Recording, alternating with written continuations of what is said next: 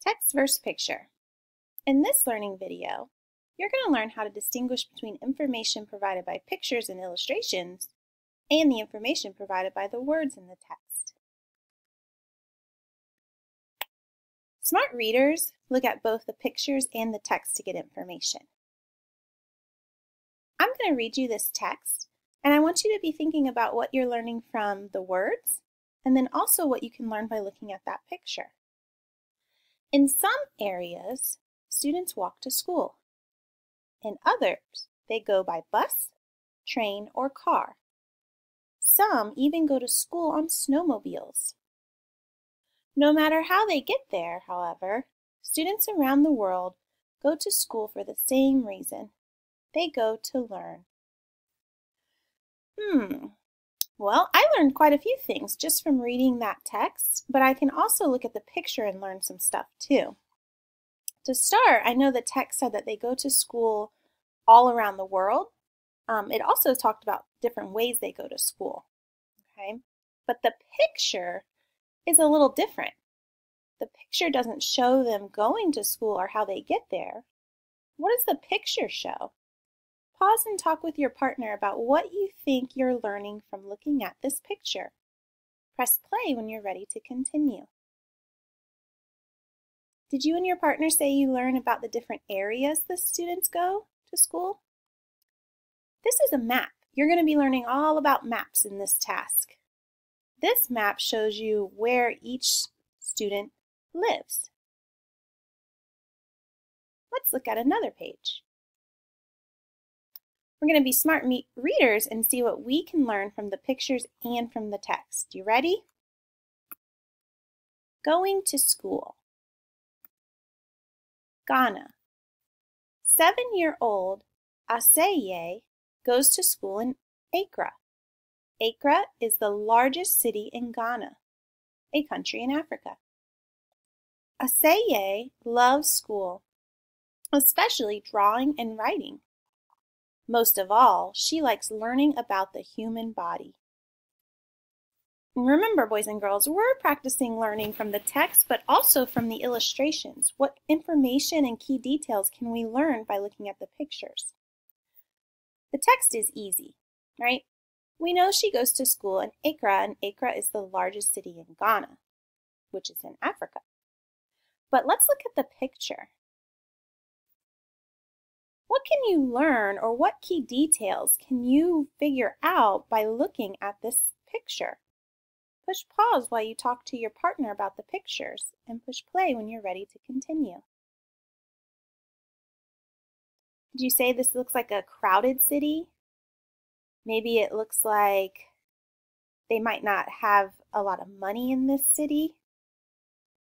If you said things like that, I think you're on the right track. You could have also looked at Aseye herself. Her clothes look a little different than yours and mine do when we go to school. You can learn a lot from looking at the pictures. Let's do it again. Aseye wants to be a doctor when she grows up. Right now, though, she enjoys being a student because her schoolwork is so interesting. Aseye studies in English, the main language spoken in Ghana. She is also learning French. At recess, Aseye and her friends play clapping games together. Under this picture, the caption says Aseye, who's in the center, and her friends are in front of their school. This picture, your caption says Aseye's schoolwork. This is Aseye's spelling workbook. Aseye writes French and English words that she is learning. So let's take a look at this picture. What can you learn by looking at this picture? What key details can you pull out? Pause and talk to your partner, and press play when you're ready to continue. Did you say that she's standing with her friends? Maybe they all have to wear a school uniform because they do look the same. Their outfits are all the same. Okay. You can also compare the pictures to the text.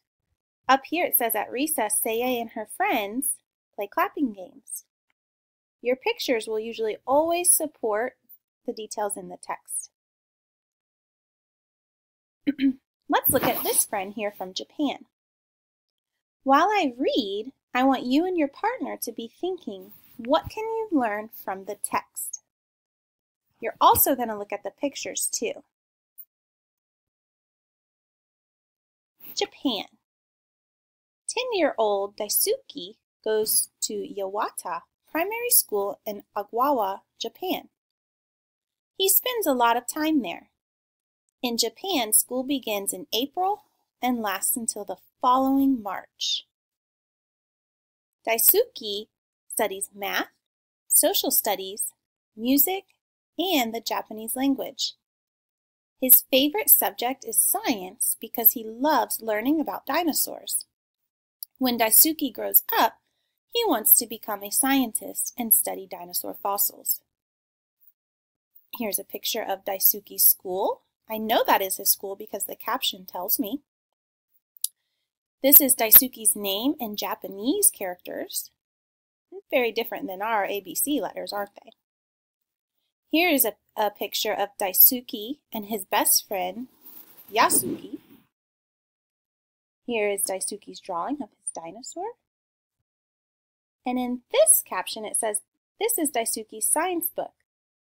The red swirls were made by Daisuke's teacher. They tell him that his work is correct. Kind of like when your teacher puts a heart or a check mark. All right, you've probably learned a lot from the text in these pictures. So it's time for you to be that good reader. Can you pause and talk to your partner about what you can learn from these pictures? What details can you pull out by looking at the pictures? Press play when you're ready to continue. Hey, I hope you had a lot of ideas because there are a lot of pictures here on this text. Remember, boys and girls, you can always learn information from the text, but you can also pull out key details and information from the pictures and illustrations as well.